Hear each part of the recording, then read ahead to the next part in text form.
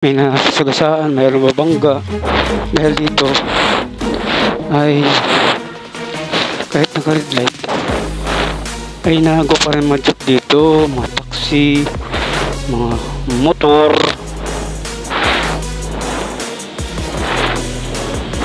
mga van, lahat parang nagawa kahit naka-red light. Ganon po kasi dito lang disiplina. Saka wala kasi ditong MMDA at traffic enforcer na nakabantay. Dito dapat bantayan kasi nga sentro ito at malaki ito ng kalsada mula sa Sitre, mula sa Nabotas, mula sa Litre at patungo rin sa Sagandaan at monumento dito na daan. Ayan, traffic po. Ay,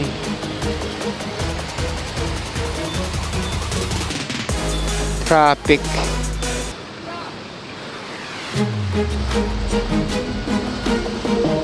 Traffic dito talaga lagi sa Balintawak Market. Ito pinakamalaki na market or palengke sa buong Maynila. Peligroso mga crossing sa Metro Manila. Kailangan malagyan ng stoplight and crossing ng mga crossing or stoplight ng Maynila, lalo dyan sa amin sa may dagat-dagatan dyan sa malapit sa 7-Eleven.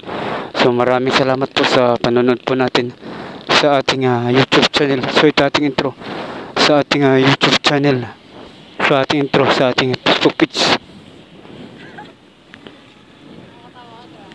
So maraming salamat po panonood natin sa ating YouTube channel, sa ating Facebook page. Ito ating intro sa ating Facebook page. At ito ang ating intro sa ating YouTube channel, Bariis Verba Crusaders Vlog.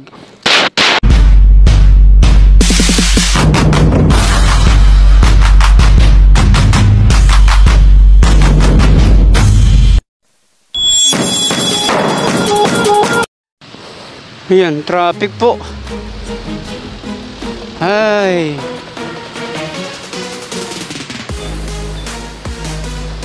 traffic.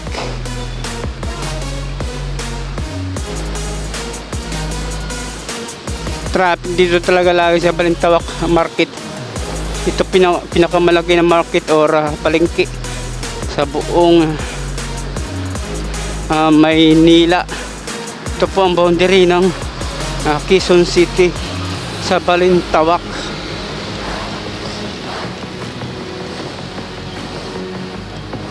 So traffic lagi.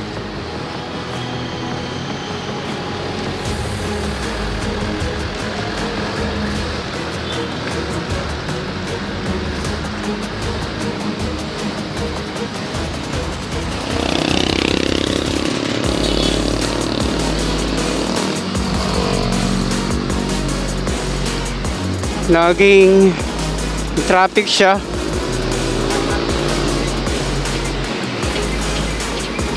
So yun talaga ay maraming mga sasakyan na sa kabaan ng EDSA na bumabiyahe at binabagtas ang kabaan ng EDSA.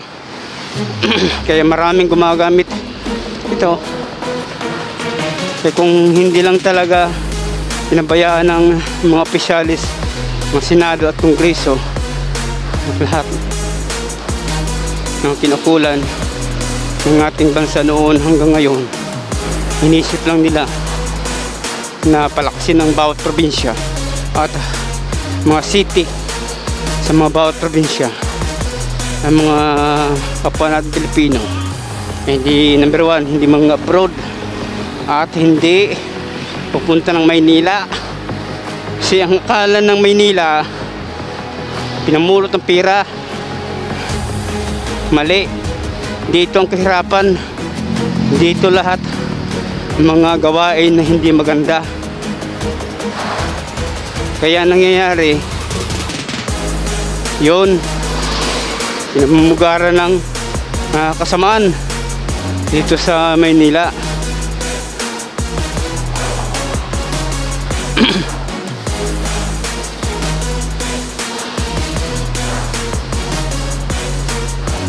Yan mas maganda, dapat pag nagtuunan nila ng pansin ng opisyal noon hanggang ngayon, ito ngayon ay pwede pa ma-recover.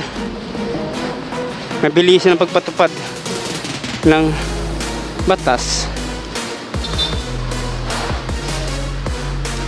na focuses the provinces and focuses to all the cities or to all develop and the provinces and all Philippines, para yung mga kapwa Pilipino natin ay hindi nagpunta ng Maynila. Pero kasi yan hinabayaan hindi nila alam, walang matalas na pag-iisip na sunod naman panahon ay ganito ang mangyayari. Nadaming tao, walang trabaho. Pag walang trabaho, maraming kasamaan magagawa ng mga tao. Nandiyan ang kasamaan na gawain at nagiging balasubas. Yan nangyayari niyan. Yun na.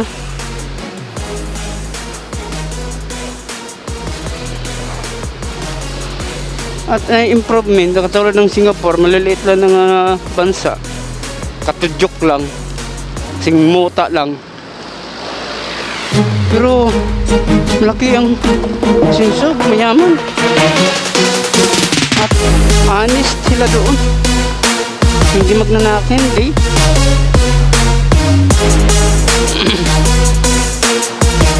at hindi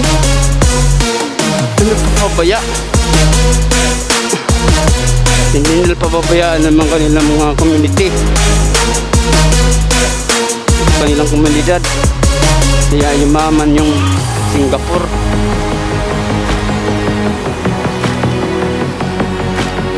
Kung sana ay ganyan tayo noon,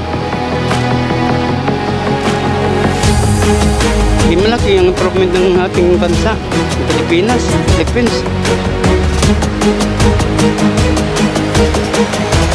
Hindi siya pinang-upload ng mga Pilipino ang ginawang alipin sa ibang bansa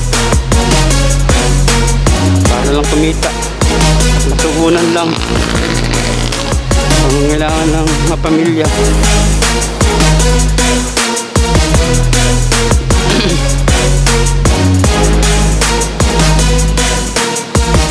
So, nandito tayo sa Muñoz, Quezon City, Metro Manila, Philippines. So ito dito na crossing dito, laging may nasagasaan, may babangga dahil dito ay kahit naka red light ay nagawa pa rin mga jeep dito, mga taxi, mga motor,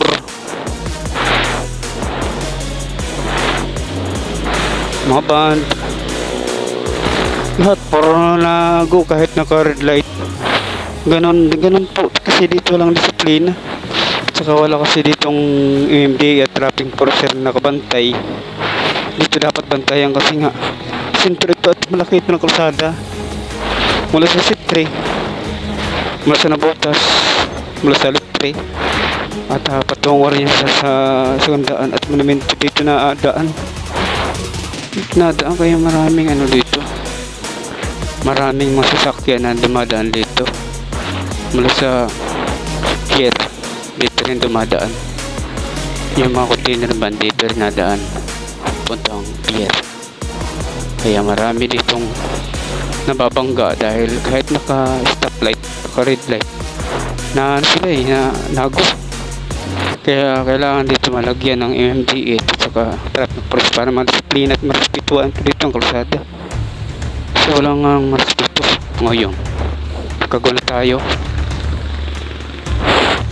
wala marespeto dito dahil nakaguna ang mga naka green light na sila patakbo.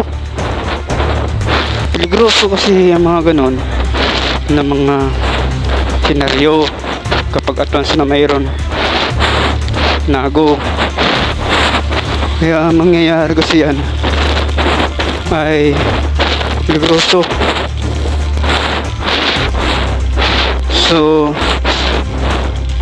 ito po ang ating vlog.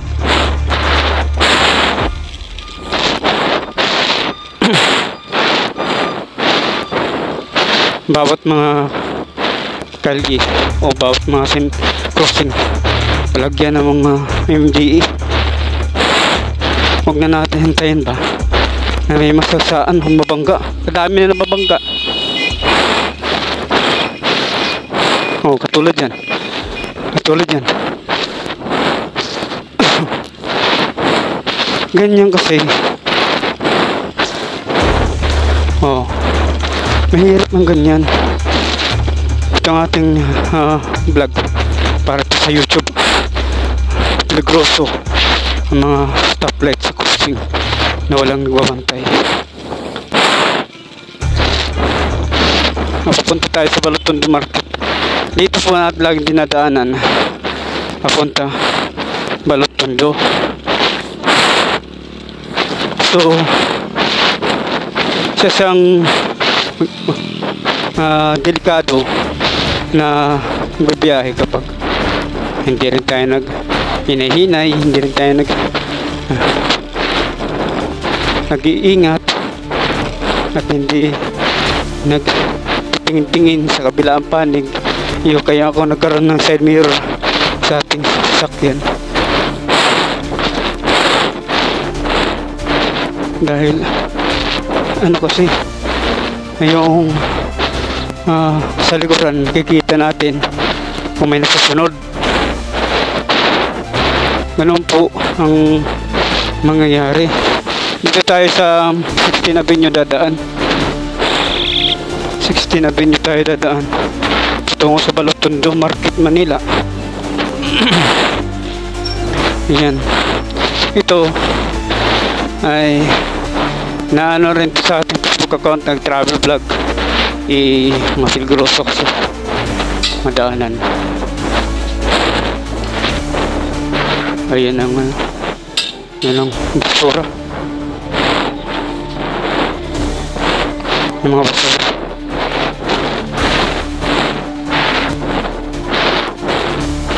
So ito dito ay bahagi na po ito dito ng Navotas City, ang 16 Avenue. Part na ito yata ng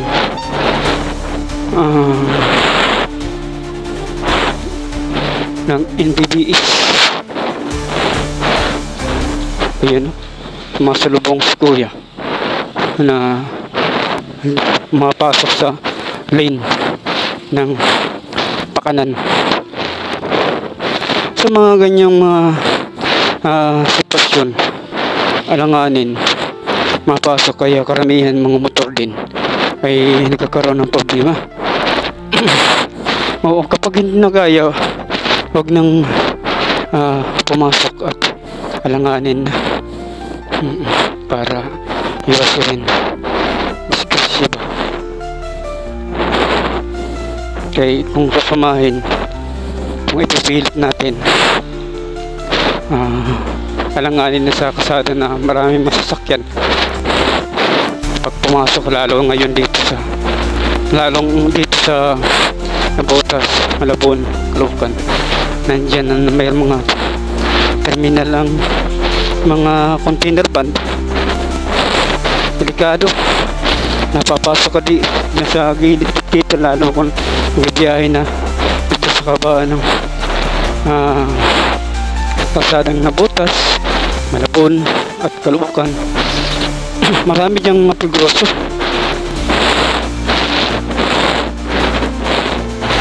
So ito ang ating vlog ay di nakita natin mukha, kay ang ating panholder nasa unahan ng Manila, ay hindi tayo makikita niyan para matibay, hindi lagi umaalog.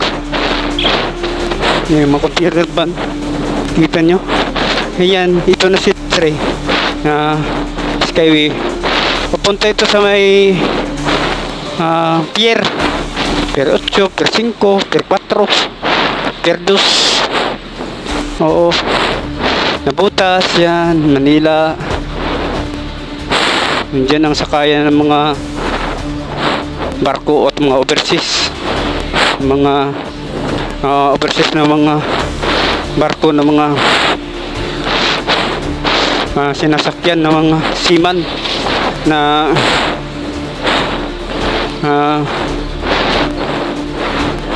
kargos na mga barko. Yan ang biyahe nila papuntang ibang bansa. Oo, international. Dito diretso yan.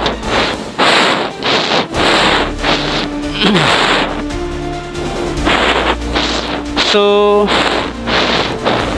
itong ating vlog ay ano lang to, para ipakita sa atin na nakahanda tayo kung ano man ang mga pangyayari dito sa kalsada. Bintahan rin natin na ipapakita natin sa ganitong mga sitwasyon para makita rin ng MMDA at gobyerno na pamumuno ng gobyerno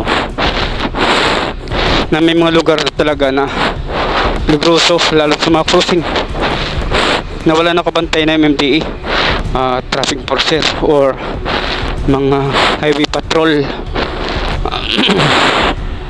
Kaya kailangan tayo, magkikit na sa mga crossing, sa mga stoplight para yung mga motorista ay safety lahat,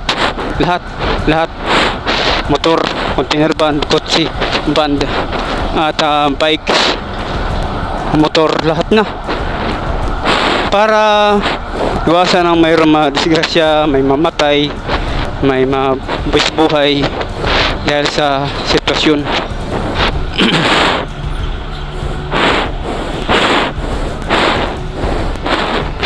So ito, nalagyan bago ito stoplight dito sa may sa may nabutas, bago lang ito nagagawa na stoplight. Yan, malapit din yan sa yung pier. Yan, malapit na yan. Ang kabila yan, pier na. Nandiyan ang mga barko na pampasaheros at mga barko na nangisda ng mga barko at mga kargos ng mga barko, mga cruise ship, mga kargos ng mga barko malalaki. Nandiyan sa likod na yan, nandiyan ang mga barko.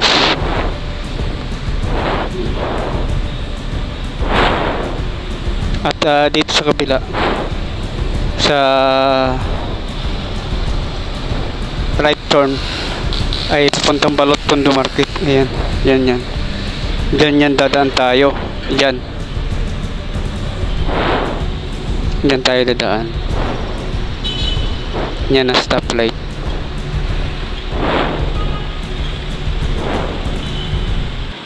May mga sibuyas yata yan. Ayan.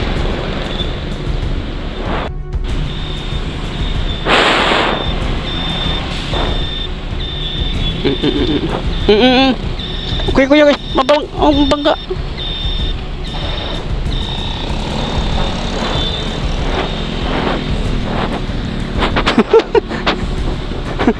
Parang hindi rin ako napansin. Kuya, mabangga ang anunahan mo.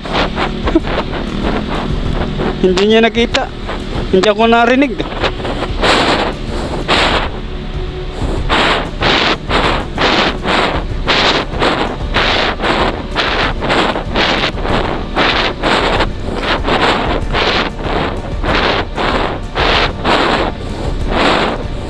Ayan.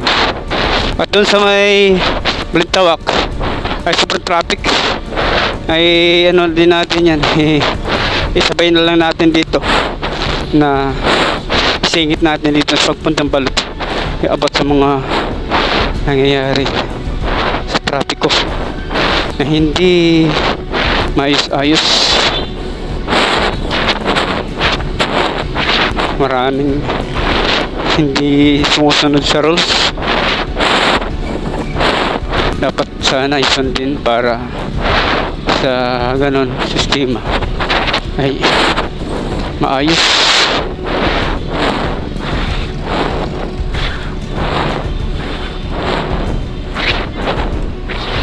Ang daming sibuyas.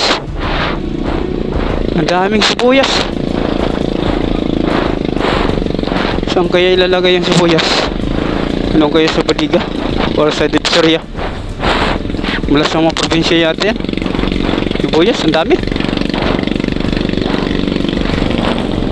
Ang dami sibuyas.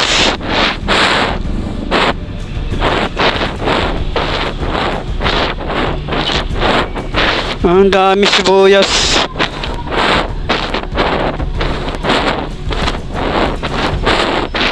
So, naalangan na tayo pagpamili. Alam nyo ba?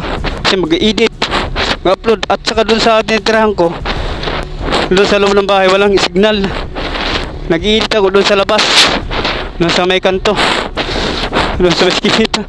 Doon ako nalabas sa daanan namin. Hirap. Mahirap. O, dito na tayo sa Malabay. Ito po ay hindi to travel vlog, kundi pakita natin yung mga crossing o mga stoplight na maraming mga violation na hindi nasusunod at walang bantay ng mga MMD traffic enforcer. Kulang ang empleyado ng MMD at enforcer at yung pamamahala ng MMD na walang nagbabantay. Peligroso yun. Yun ang dapat sa Maynila para maayos at malinis. At yung mga lahat kami ng mga driver ay susunod. Lahat ng mga driver susunod ng rules.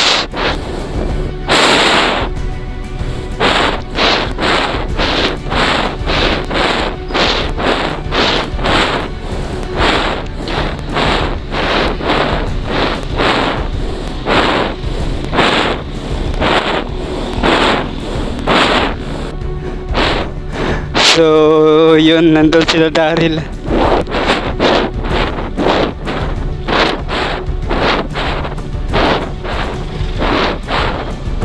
Dami ng pinamili.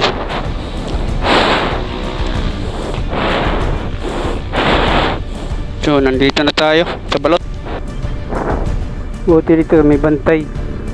May volunteer.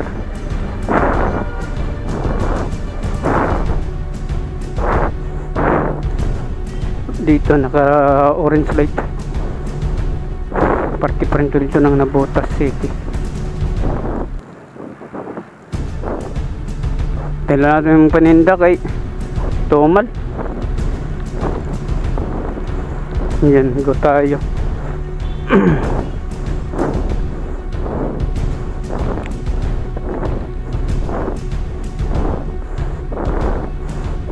Yan. Dito sa may Papano, Barangay Longos, Malabon City, Metro Manila, Philippines.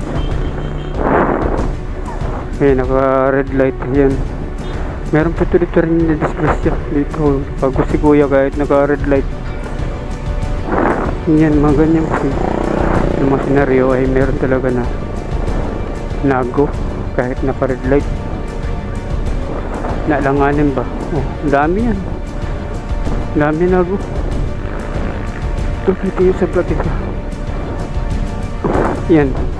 Mag-ano lang ang hindi ng Malabon at saka Caloocan. At saka Navotas.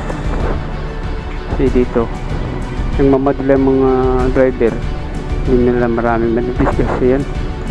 Mga ganyan.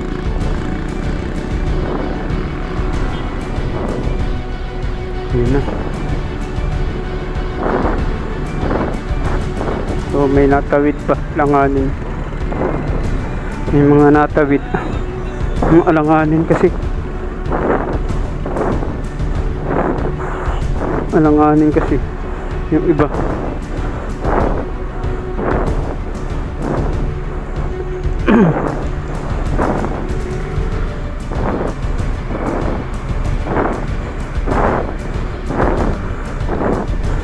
Ayan. Nagka-green dito pero malayo pa tayo. Naabotan tayo ng red light.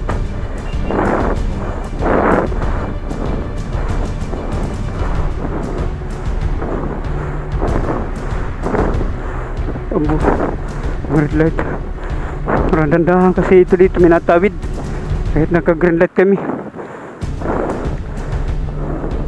Yellow light na. Ayan, nago yan.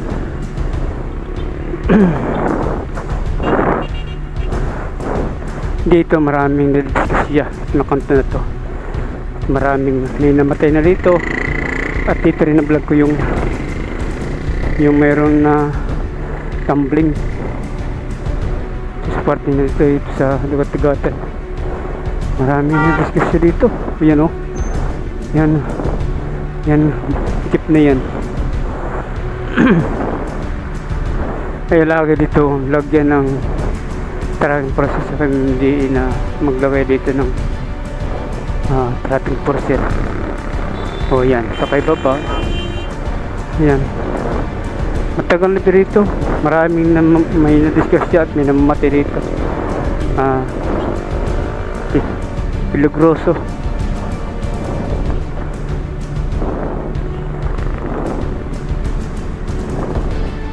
Peligroso ang kanto ng mga kanto ng traffic light dito sa Caloocan saka sa EDSA. Delikado mga ganyan mangyayari. Maraming na-discuss, maraming accident at mamamatay, bubuwis ang buhay. Kaya kamali ka lang dito, kasaan ka talaga. Kaya sa mga sistema ng ganyan ay kung hindi mag-ingat, delikado. Ayan, ako na. Yan, minago pa rin mga ganyan, yung mga sistema, delikado.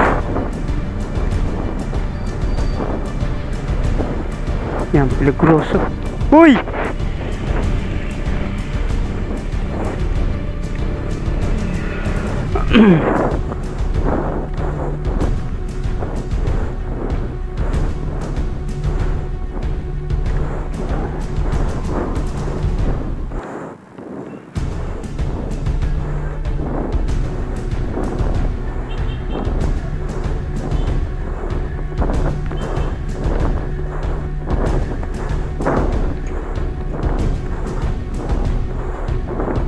Yan, dito na tayo sa bahay. Yan po. Ay, nako.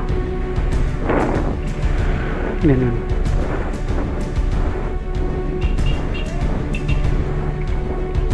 Nagsasalubong.